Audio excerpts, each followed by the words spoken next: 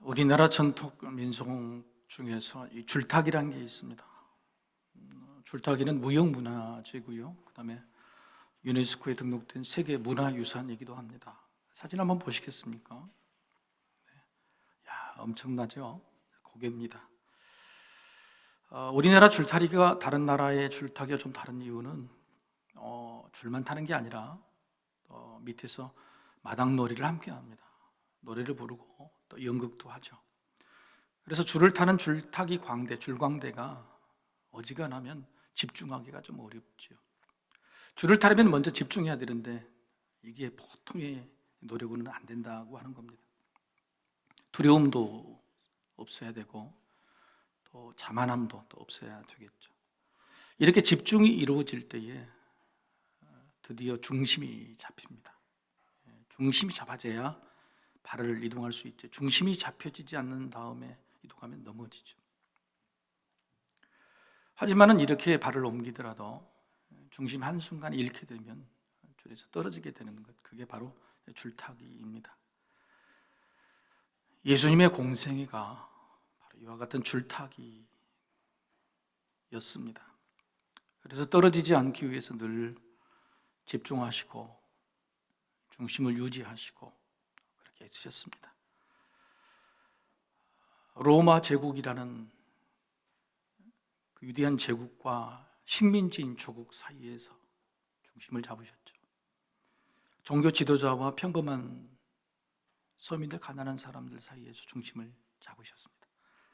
유대인과 이방인 사이, 부자와 가난한 사람 사이, 영혼과 물질 사이, 현실과 하나님의 나라, 천국 사이, 그리고 율법과 은혜, 믿음과 불신 사이에서도 예수님은 어떻게 하든 중심을 잡으려고 애를 쓰셨죠. 왜요? 한쪽에서 자꾸 끌어가는 거예요. 한쪽으로 치우칠 수밖에 없고. 심지어 오늘 본문의 예수님의 말씀처럼 인자는 머리 둘 곳이 없구나, 쉴 틈도 없고 머리 누일 곳도 없을 정도로 열심히 그렇게 중심을 잡으려고 애를 쓰셨습니다. 예수님은 중심 잡기를 잘하신 겁니다. 중심 잡기를 잘했다. 우리 인생도 줄타기 인생 아닙니까? 우리 가족도 줄을 타고 가는 것 같아요. 중심을 잘 잡아야 돼요. 사람의 말이, 사람의 감정이 어떻게든 떨어뜨리게 만드는 거예요. 여기서 끌고 저기서 끌고 세상의 유혹이 중심을 잡지 못하게 만들죠. 겨우 우리는 긴장하고 버텨서 이 줄을 타고 중심을 지키는 겁니다. 가족 각자의 역할도 여러분 중심 잡기입니다. 아버지, 남편 혼자만 중심을 잡는 게 아닙니다. 그럴 때도 많죠. 집이 너무 무거우니까. 그런데 그럴 때에 중심을 못 잡는다고 말하는 게 아니라 아내, 어머니가 그 자리를 잽싸게 들어가서 중심을 잡아줘야 돼. 아내가 잡아줘야 돼. 어머니와 아버지가 부부관계가 좋지 않으면 그 중심을 누가 잡느냐? 자녀가 가서 잡아줘요. 자녀가 잡아야 가정이 깨지질 않아요. 교회는 어떻게 중심을 잡습니까? 지금 교회가 세상을 이끌어가는 게 아닙니다. 밀고 이끌고 앞서가는 그런 시대는 지났어요. 직선 시대가 아니란 말이에요. 세상에 따라오지도 않습니다. 세상에서의 교회 역할은 뭐냐면 중심 잡기예요. 그래서 지난주에 드렸던 말씀에 소금, 자기 자리에서 자기 맛을 잃지 않은 거예요. 빛을 잃지 않고 있으면 빛 주위로 모여드는 겁니다. 소금 주위로 모여드는 거예요. 이게 중심 잡기예요. 그게 사람이죠. 사명이죠. 지난 회기에 우리 교단 예장 통합 측의 교단의 총회장이셨던 목사님이 임기를 마치실 때 가서 감사 예배를 드리면서 한번 제가 여쭤봤어요.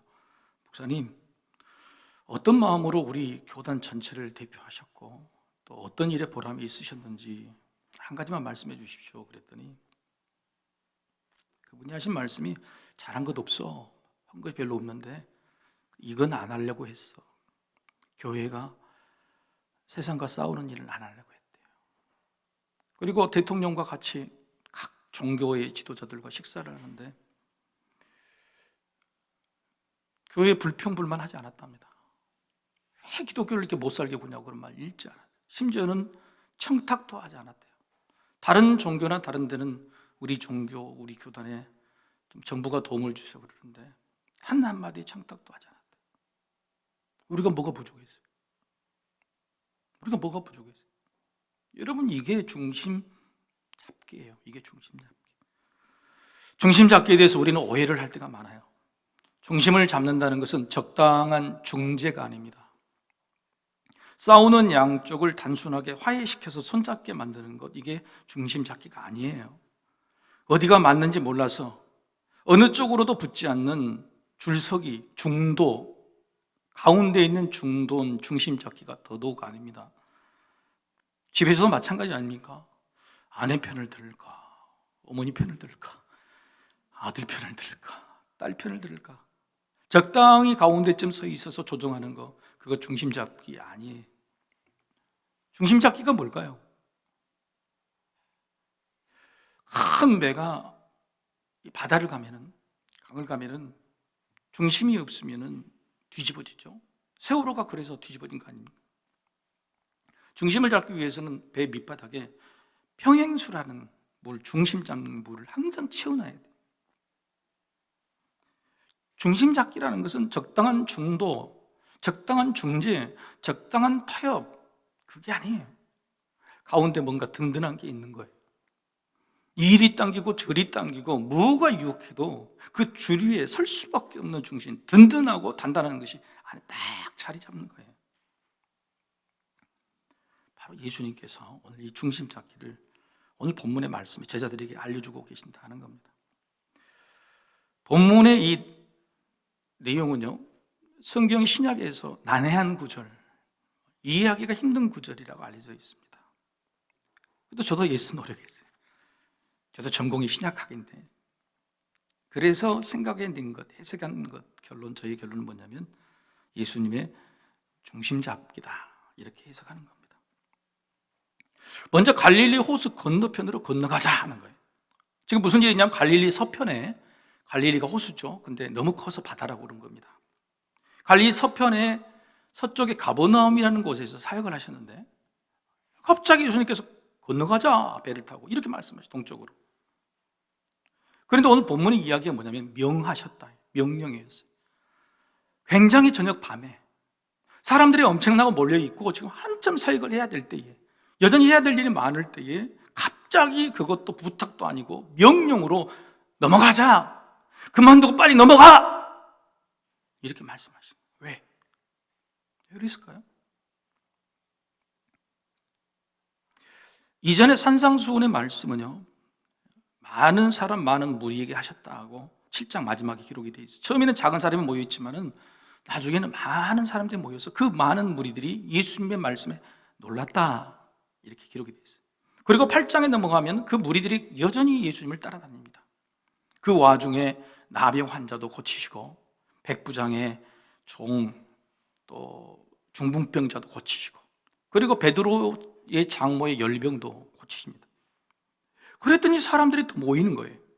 산상수훈에 모였던 무리들이 이제는 환자들, 심지어는 오늘 본문에 귀신 들린 자들까지 모여서 엄청나게 많은 무리가, 저녁 무렵에 베드로 장모를 고쳤는데 그 소문이 저녁 밤에 그냥 사람들이 몰려들기 시작한 거예요. 그런데 오늘 본문에 뭐냐면 예수님께서 모두 내치지 않고 다 치료해 주셨다고 기록합니다. 예수님의 이 위대한 사랑과 능력을 마태는요, 하나님의 말씀으로 딱 정리를 딱 합니다. 예수님 참 잘하셨습니다. 예수님이 분명히 하나님께서 보내주신 메시아 맞습니다 라고 17절에 이렇게 기록을 하죠. 이는 선지자 이사야를 통하여 하신 말씀에 우리의 연약한 것을 친히 담당하시고 병을 짊어지셨도다 함을 이루려 하심이더라. 메시아는 이런 분이다, 연약한 것을 담당하시고 우리 병을 짊어지시고 고쳐주신 분일 것이다 라는데, 그 일을 지금 예수님께서 하고 계시지 않느냐, 잘하셨지 않느냐, 이분이 메시아 맞다라고 정리를 딱 합니다. 그런데 마태가 이렇게 칭찬하는 순간 너무너무 좋은 상황에서 예수님이 스톱, 건너가자, 이렇게 말씀하십니다. 왜 그러셨을까요? 상황이 심각해진 것 같습니다. 베드로의 집에서는 사람들이 왔다, 몰려왔다라고 표현이 됐는데 오늘 보면 18절에서는 이렇게 표현이 됐죠. 무리가 애워싸는 것을 보시고 예수님이 보셨다는 거예요. 무리가 예수님 옆으로 점점 애워싸는 걸 보셨다. 이게 무슨 상황입니까? 백성들이 많이 환자들이 몰려왔는데 밤이 막 늦어졌어요. 마감 시간이 다 됐다고 생각한 거예요. 번호표들을 받았는데 이 번호표 내 순서는 언제 오느냐? 여기서 새치기를 하고 저기서 뛰어넘고 내 빨리 집에 가야 된다 그러고 급한 일이 있다 그러고 막 사람들이 예수님을 에워싸고 달려들기 시작한 거예요. 잘 이루어졌던 질서 통제가 무너지기 시작한 거예요. 예수님 앞으로 에워싸다. 이런 상황이 돼버린 거예요. 자, 그러면 여러분 피하시는 게 당연한 상황 아닙니까? 넘어가자. 하지만 한편으로 이렇게 생각해 볼 수 있어요. 여러분 무리가 쫓아다니는 것 이런 일, 환자들 치유해 주시는 것은 그건 일상이었습니다. 근데 왜 특별히 이날 그랬을까? 더군다나 예수님은 이방인과 어린아이까지 나에게 다가오는 것을 금하지 말라고 하셨어요. 그런데 도망가시다뇨?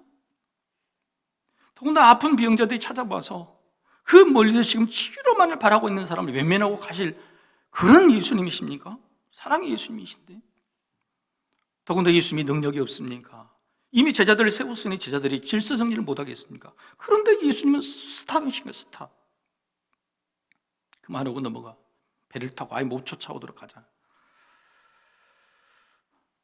이 어려운 말씀 상황을 이해할 수는 위한 설득력 있는 해석은 딱 한 가지. 지치셨다. 지치셨다. 여러분 사람이 지치면요 만사가 싫잖아요. 그렇죠? 무겁고 이게 아무리 좋은 일이고 의미 있는 일이라도 지치면 못하게 되는 거예요. 그 증거가 하나 있습니다. 한 서기관이 다가와서 내가 예수님이 제자, 예수님을 따르겠다고 이야기할 때 예수님이 이렇게 말씀하셨죠. 20절이죠. 예수께서 이르시되 여우도 굴이 있고 공중에 새도 거처가 있으되 인자는 머리 둘 곳이 없다 하시더라. 머리 붙일 시간도 없고 그할 곳도 없다는 거예요. 예수님이 신세 한탄이에요. 또 하나 증거는 그리고 배를 타고 건너편으로 가시는데요. 이 밤에 떠난 것이라 배에 풍랑입니다. 가지고 배가 막 넘어질 듯 하는데 그때 이에 다른 복음서에는 뭐라고 그러냐? 예수님이 배에서 곤히 주무셨다. 배가 뒤집어질 정도인데 예수님이 너무너무 지치시고 힘드셔서 배에서 그냥 곤히 주무셨다. 이렇게 된 거예요. 자, 그렇다면 적어도 예수님은 사람들이 싫어서 도망치신 게 아니라 지치셨구나. 그래서 떠나신 거구나라고 이해할 수 있죠. 이제 코로나 기간이 끝나니까요. 많은 목회자들이 세미나를 하고 또 모여서 토의를 합니다. 어떻게 하면 이 코로나 때 쉬어버린 사역, 또 모임, 교제 이것을 다시 한번 일으켜볼까 고민하고 연구해요. 그런데 한결같이 많은 목회자들이 저기 일으키래요.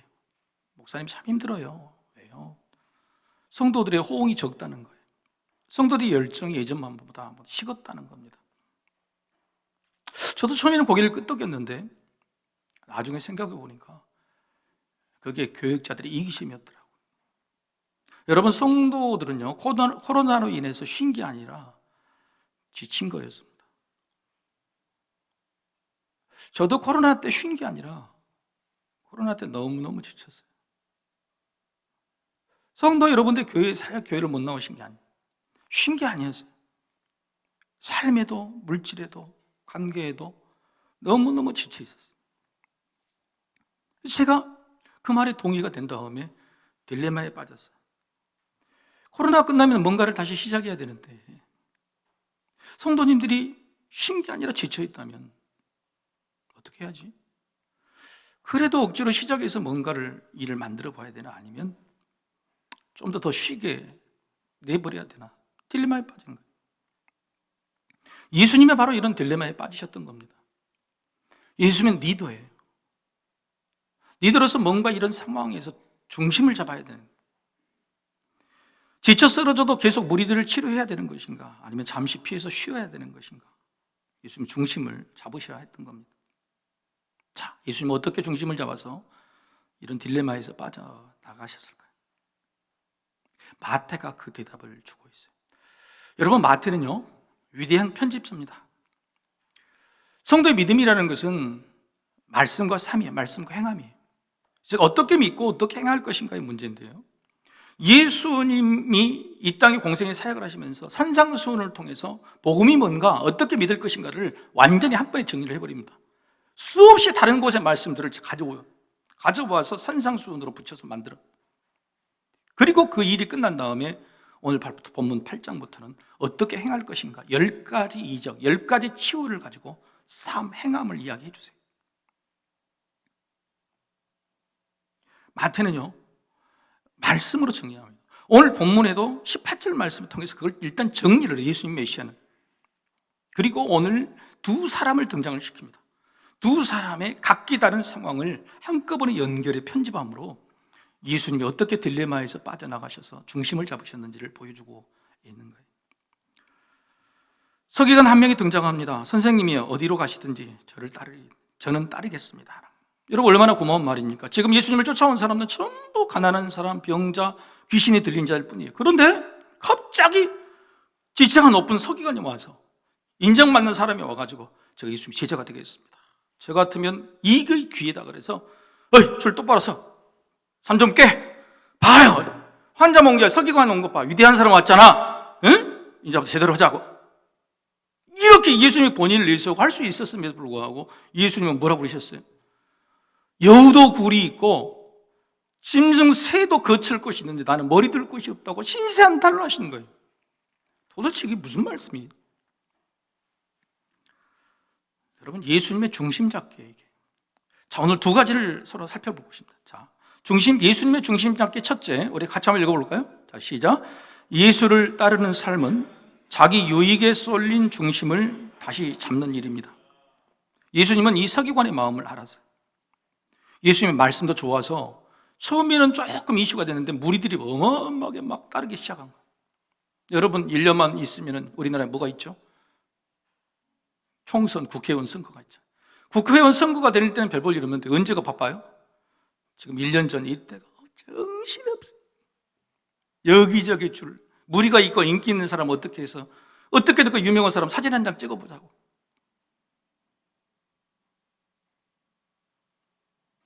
예수님이 인기가 있으니까 그의 능력도 써먹고 저의 무리들 인기도 좀 끌고 서기관이 거의 따라온 거예요.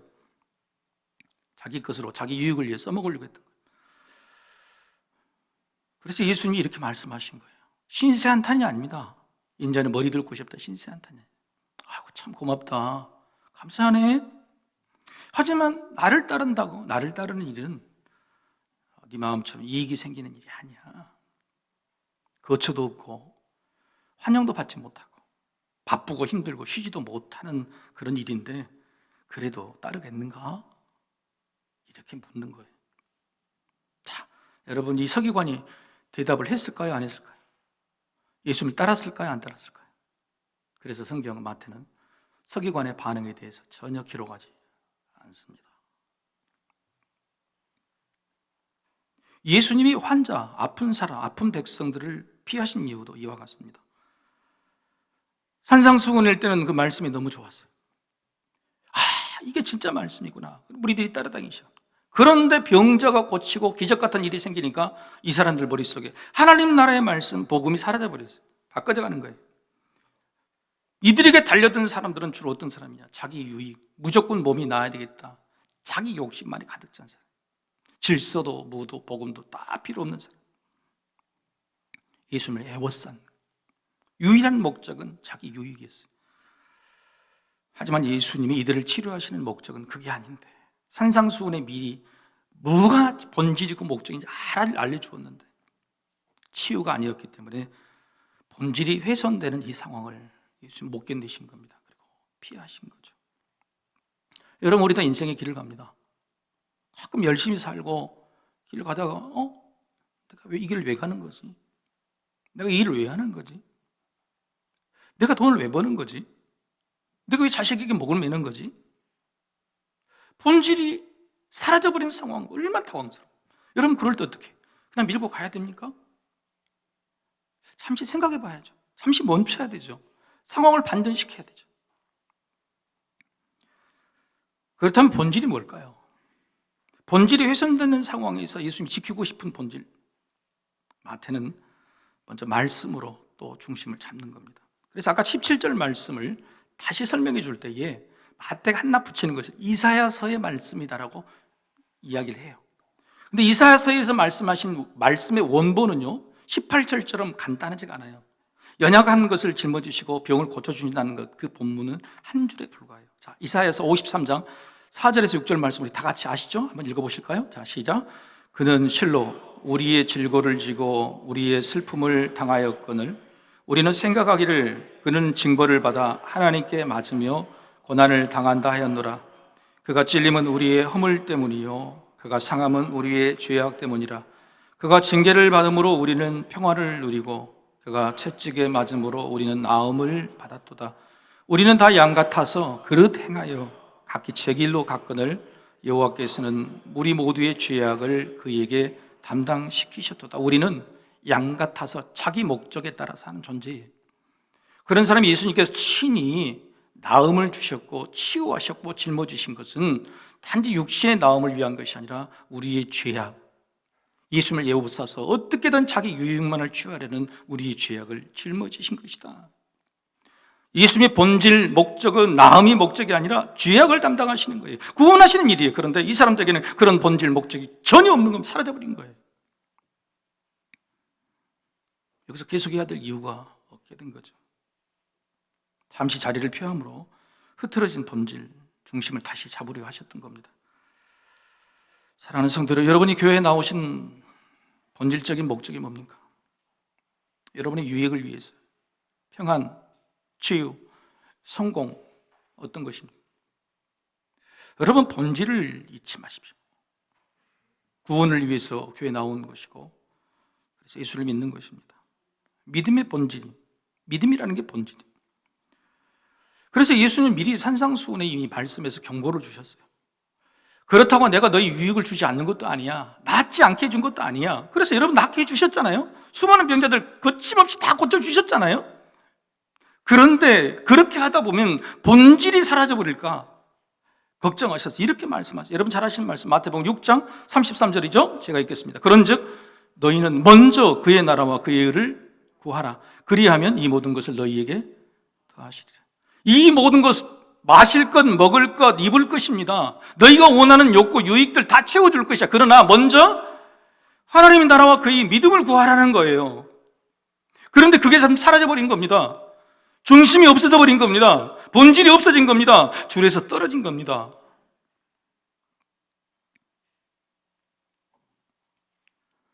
사랑하는 성도 여러분, 우리 중심이 구원에 든든히 서 있습니까? 교회에 나와 예배하는 목적이, 본질이 믿음 안에 중심이 놓여 있습니까? 중심을 다시 잡으시기를 주의 이름으로 축복합니다. 아멘. 두 번째 중심 잡기 둘째, 우리 화면을 보고 한번 같이 읽어봅시다. 시작.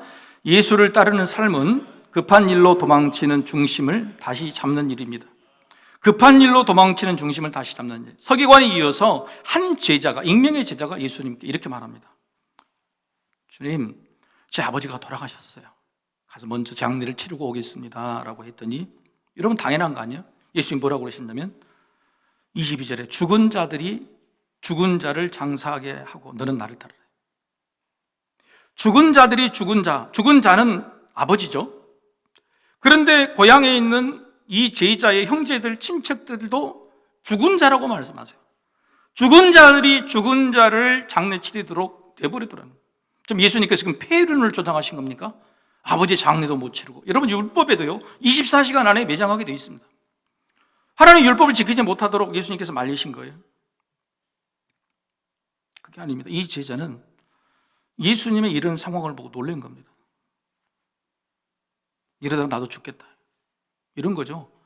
사장님 너무 이 회사가 좋아서, 회사가 너무 좋아, 봉급도 많이 주고 처음부터 좋다고 생각해서 딱 들어갔는데 사장님이 쉬지 않고 24시간 일을 하는 거예요. 그래서 밑에 있는 부하 직원 아차 싶은 거예요. 이러다 죽겠다. 담임 목사가 쉬지 않고 일을, 부목사님한테 이러다가 죽겠다. 그런데 재밌는 것이, 우리는 그럴 때요 의로움을 추구하고 내가 결정했던 것에 정당한 명분이 필요하잖아요. 그럴 때 핑계는요 세상이 인정하지 않는 그런 핑계 못 대잖아요. 그래서 정말 이건 합리적이고 가장 이성적이고 누구도 인정할 수밖에 없는 그런 핑계를 찾습니다. 아버지가 돌아가셨다. 기가 막히잖아요. 여러분, 그래서 우리 직장 다니면 아버지가 한 3번 정도 돌아가시죠. 할머니도 한 3번 정도 돌아가시고.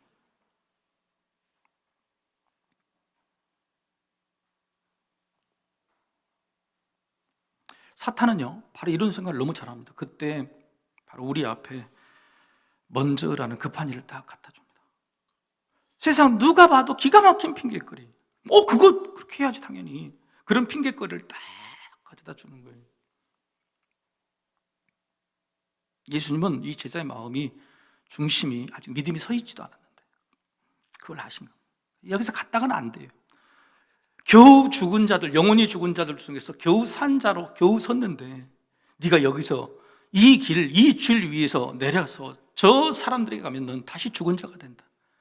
저 죽은 자들로 그냥 죽은 자 아버지를 장사하게 하고 너는 이제 살린 영혼, 사라진 영혼 조금 더 살면 안 되겠니? 조금 더 믿음의 자리를, 이 줄을 타면 안 되겠니? 그렇게 말씀하신 거예요. 급한 일이 닥칠 때는요, 중요한 일로 중심을 잡아야 돼요. 저도 성도들이 막 급한 일로 연락을 해요. 목사님 빨리 좀 와주세요. 대부분 아픈 일이거나 힘든 일을 그럴 때 제가 하는 기도는 딱 그분을 위해서 기도한 게 아니라, 하나님, 제가 이런 상황에서 내 중심을 잡게 해주십시오. 목회자로서 믿음의 중심을 잡게 해달라. 한쪽으로 치우치거나 쏠리지 않도록 해주십시오. 그게 첫 기도예요. 급한 일이 닥칠 때는요, 급한 일을 위해서 기도한 게 아니에요. 정말 중요한 것이 뭔지, 그 중심이, 중요한 일이라는 것은 중심을 지키는 거예요. 중심을 잡는 중요한 일이라는 것은 바로 이 상황에서는 예수님을 따르는 일이었어요. 예수를 믿는 일이었어요. 복음을 지키는 일이었어요. 믿음을 완전하게 세우지 못한 채로 급한 일 핑계로 세상에 나가면 다시 돌아올 수 없을 것이라고 막고 잡아두신 겁니다. 여러분, 오늘 마태는 그래서요, 서기관처럼 이 제자의 이름을 기록하잖아요. 무명으로. 어떤 한 제자가. 그리고 제자의 대답도 행동도 기록하지 않습니다. 여러분, 급한 일이 마음을 다그치실 때가 있죠. 그러면 잠시 멈춰 생각해 보셔야 됩니다. 생각이라는 것이 기도예요. 본문의 이 상황에서요, 예수님 뭘 하셨냐, 어떻게 중심을 잡으셨냐, 누가복음에는 이 상황에서 기가 막히게 이 한 절을 집어넣습니다. 똑같은 상황에 처한 것을 누가복음의 누가는 이렇게 기록하고 있어요. 누가복음 5장 15절에서 16절의 말씀. 예수의 소문이 더욱 퍼짐에 수많은 무리가 말씀을 듣고 자기 병도 고침을 받고자 하여 모여오되 예수는 물러가사 한적한 곳에서 기도하시니라. 이게 예수님이 하신 일이었어요. 성도 여러분, 급할수록 한적한 곳에서 기도합시다. 우리 기도할 틈이 없지만 기도할 틈을 얻어서 하셔야 돼요. 출근길 위해서 쉬는 시간이라도 잠시, 급한 아픔 가운데서도 잠깐 그 밖에서라도 기도하셔야 돼요. 잠시 기도하시면서 하셔야 될 것이 뭐냐면 중심을 잡는 기도를 하셔야 돼요. 내 유익이 채워지지 않아서 중심이 무너질 때, 또 급한 일 때문에 중심이 무너질 때, 그럴 때 우리 분명히 있죠. 저에게도 있었습니다. 저는 믿음이 있는 줄 알았습니다. 목회자로서.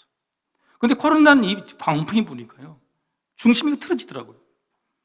판단이 안 돼요. 어떻게 해석해야 될지, 어떻게 행해야 될지 감이 생기질 않아요. 그런데 그럴 때 중심을 잡는 방법은, 더 중심을 잡아야 되거든요. 제가 중심을 잡는 방법은 기도밖에 없었어요. 전 집에서도 장손이에요. 장남이에요. 제가 중심을 잡지 않으면 다 쓰러져요. 물론 기도해도 답답하고 급한 일은 더 급해질 겁니다. 그런데 버티면서 기도하면 결국 중심이 잡히게 되어 있습니다. 왜요? 하나님께서 기도를 반드시 들으셔요. 그리고 그 사랑의 하나님이 중심을 보신다고 그랬잖아요. 우리의 중심을 보시고 우리의 중심을 잡으려고 수많이 우리를 끌어내리고 주에서 내리고 유혹하고 쏠리게 만드는 상황 속에서, 하나님, 내가 중심을 잡고 싶어요. 중심을 잡게 해주세요. 그런데 그 기도를 하나님께서 외면하실 수가 없는 거예요. 왜요? 하나님은 중심을 보신다. 중심을 보시는 하나님께서 그 중심을 이뻐 보시고 우리에게 더한 것들로 채워주신다. 어제 토요일 날 아침에 설교를 마무리하고 딱 준비하는데 교육자님이 목사님, 중보 기도팀이 야외 기도회를 가는데 목사님 기도해 주세요. 그래서 내려갔어요. 내려갔더니 깜짝 놀랐어요. 그 추운 날 그 아침에 중보 기도대원이 한 10여 명 와 있을 줄 알았더니 무려 30명이 넘게 와서 앉아 계십니다. 너무 놀랐어요. 기분이 너무 좋아. 쓸데없는 잔소리도 몇 개 했습니다. 여러분 든든했어요. 중보기도 특공대가 기도로 출발하니 올해는 되겠다. 올해는 되겠다. 기도로 중심을 잡으니 되겠다. 모든 교회가 모이지 않을지라도, 행여 교제가 떨어질지라도 기도로 중심을 잡으면 줄에서 떨어지지 않겠다고 하는 확신, 감사가 생겼어요. 여러분 세 가지만 여러분 약속합시다.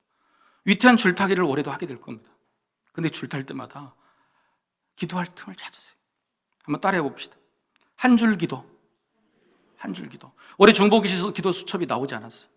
왜 아직 안 나왔냐? 온 교인에 전부 다 한 줄씩 접했다가 다 빈칸을 다 만듭니다. 여러분 오늘 가서 이번 주가 마지막에 교역자한테나 사무실 전화해. 우리 집에 저의 한 줄 기도는 이것입니다. 그 한 줄 기도를 다 채울 때까지 올해 계속적으로 그 중보기도 수첩은 비어져 있을 겁니다. 한 줄 기도면 돼요. 두 번째 한번 따라해 봅시다. 한숨 기도.